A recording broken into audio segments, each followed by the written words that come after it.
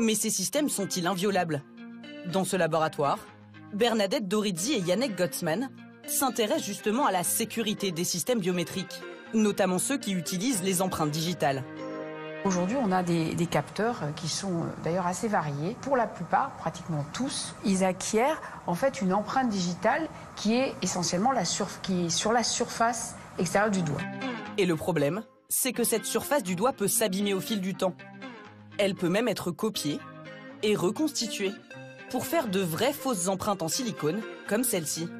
Je mets en fait une empreinte en silicone sur laquelle on a reproduit les empreintes d'une autre personne, donc pas de moi.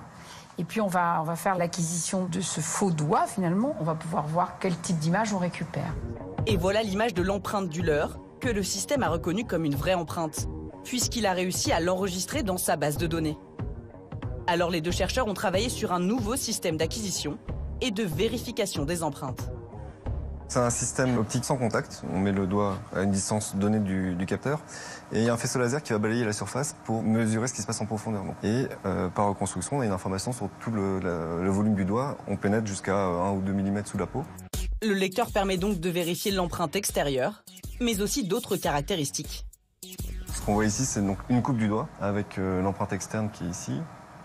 L'empreinte interne qui sert donc à fabriquer l'empreinte externe. On voit des capillaires par les taches sombres et puis on voit des espèces de filaments qui sont les canaux de sudation, ce qui permet de transpirer.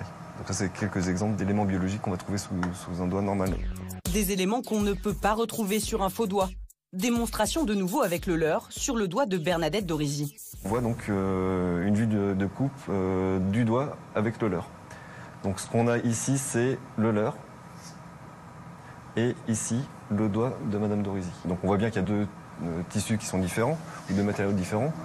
Avec ce système d'acquisition 3D, les chercheurs anticipent les futures attaques. Un enjeu important, car vos empreintes peuvent être copiées